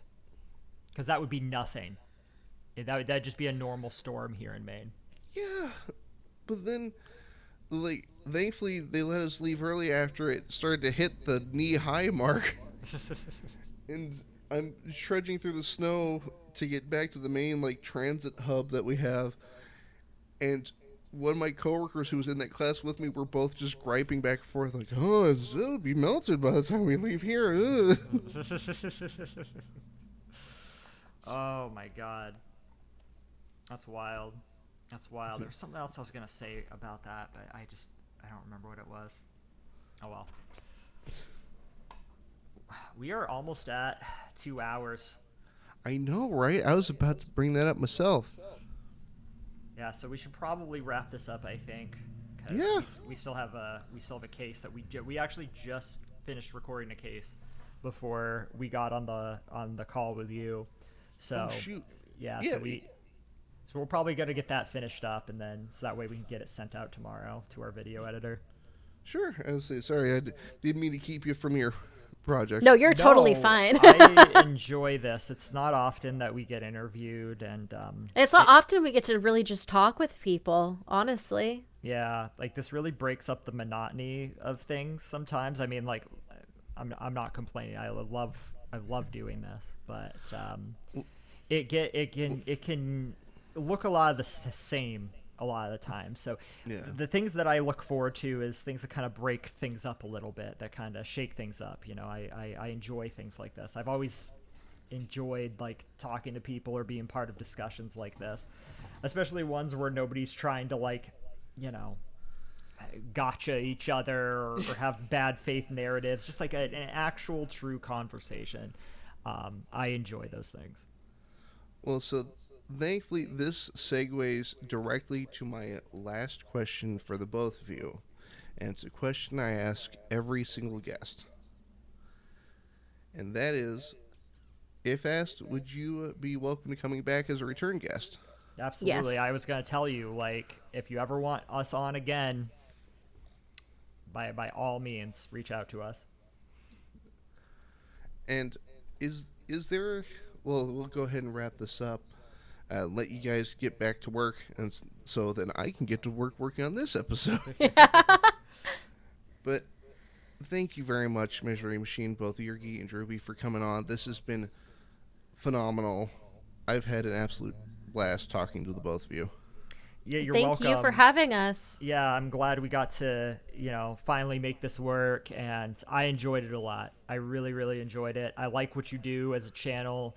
I think these things are important. I think it's good that people have conversations without narratives.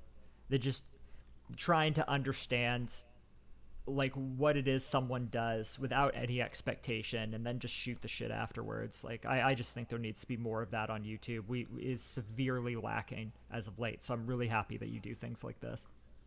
Thank you. That is incredibly flattering. Thank you so much. You're welcome. But I also have for the wonderful party people at home, please go check out the Misery Machine. And you guys, is there a video that you guys are particularly proud of that you'd like in the description of this here video? I would say just go to our channel and see what sparks your fancy. There are ones that I'm proud of, but there are the ones I'm most proud of are our older episodes. So if you're into the more recent episodes, you might not like the older, more meandering stuff. If you like this conversation we had today with Fresman, you might actually like the older stuff. And the ones that come to my mind are the Luger Belanger case, the Christiana Fesmeyer case, or probably more recently the Shane Cheatham case. Those mean a lot to me. And so party people at home, links for one or probably all of those will be in the, or you just link the channel and they can type into search or something like that. Yeah, just go explore, see what's out there. Yeah, 100%. It's like the you just open the door to the universe and see what's pick a star. There you go. Exactly. But thank you again for coming on, and wonderful party people at home. There will be links to both the channel and I'm gonna go ahead and handpick a video out of one of these. But there will be links in there. Is there anything else that you'd like to sort of pimp out? Any upcoming projects that are on your mind? We do have the second channel. Yeah, I was going to mention that. So for those that aren't really can't stomach kids cases, I get it. We have a tough time doing them sometimes too. So we started a second channel. If you look under the channels tab of the Misery Machine, or you can just type in the Misery Machine Plus and then like the Misery Machine with the plus symbol, and then go to the channel option in your YouTube search tab, you should see it. It has an inverted logo compared to our logo, which is white. We cover only adult cases there. There should be more episodes on that shortly. We're hoping to ramp that up more. We need some help in the areas of research and writing, primarily just a researcher right now. Yeah, so I need help. Yeah, like Yergi is the main writer. We both do research, but like it's primarily a thing that Yergi is responsible for. So we need some help with that. People that are good at leaving no stone unturned and finding complete information. If that is you, please reach out to us, miserymachinepodcast@gmail.com. We would love to hear from you, because this has been just a two-person team for a very long time. And right now, the channel is growing in ways that just two people can't do sustainably for long periods of time, especially working 12 to 14 hours a day on sometimes. So if you'd like to help us out, we would love to hear from you.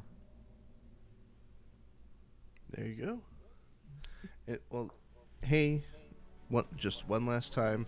I know I'm repeating myself, but thank you both so much for coming on. You're welcome. Thank you. I would gladly do this again. You just let us know. And with that, this has been Demasked. My name is Fresman, and I will see all of you next time.